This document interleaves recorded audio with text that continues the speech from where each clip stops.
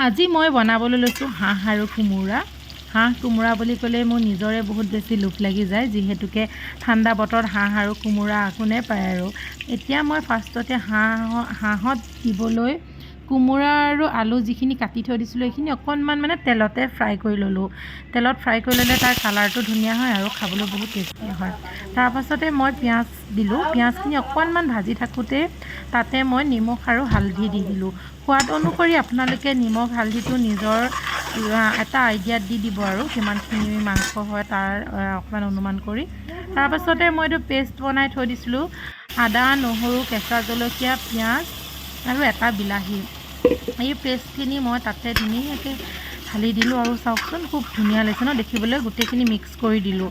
ভালদৰে অলপ সময় ভাজিব যাতে আদা নহৰু কেঁচা গোন্ধটো নাইকিয়া হয়। তাৰপাছত মই দিলোঁ ৰেড চিলি আৰু জিৰা গুড়ি। ৰেড চিলি আৰু মানে জিৰা গুড়ি দিয়াৰ লগে লগে তাৰ মাংসৰ কালাৰটো বিৰাট ধুনীয়া হৈ যায়। মানে গ্ৰেভিখিনি ভালকৈ বনাই ল'লেহে তাৰ মাংসটো সোৱাদো হ'ব। তাৰপাছত মই অকণমান ঘি দিলোঁ, 1 চামুচমান ঘি দিছোঁ। ঘি এইটো কাৰণেই দিছোঁ, হাঁহৰ মাংসত ঘি দিলে মানে তাৰ গোন্ধটো নাইকিয়া হৈ যায় আৰু মাংসখিনিও ভালদৰে সিজে। তাৰপাছত মই অকণমান দিলোঁ ধনিয়া গুড়ি। ধনিয়া গুড়িখিনি দিয়াৰ পাছতে মই মাংসখিনি তাতে ঢালি দিলোঁ। মাংসখিনি ভালদৰে ভাজি লৈ অলপ সময় গেছটো কমাই দি অলপ সময় মই ঢাকনা দি দিলোঁ, মানে গেছটো চিমত দিলোঁ, অকণমান ঢাকি দিলোঁ। তাৰপিছত এতিয়া চাওকচোন ঢাকনটো খুলিয়ে মই ইয়াতে আকৌ দি দিলোঁ ভাজিখিনি মই ভাজি থৈ দিছিলোঁ কোমোৰা আৰু আলু, সেইখিনি মই ইয়াতে দি দিলোঁ একেলগে।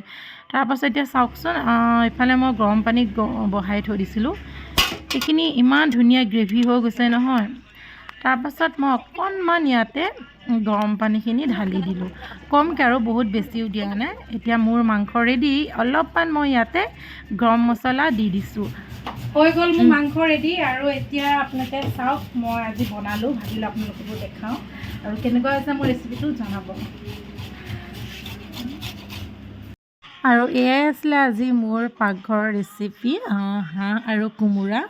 আপোনালোকে কেনেকুৱা পালে মোৰ ভিডিঅ'টো জনাব দেই।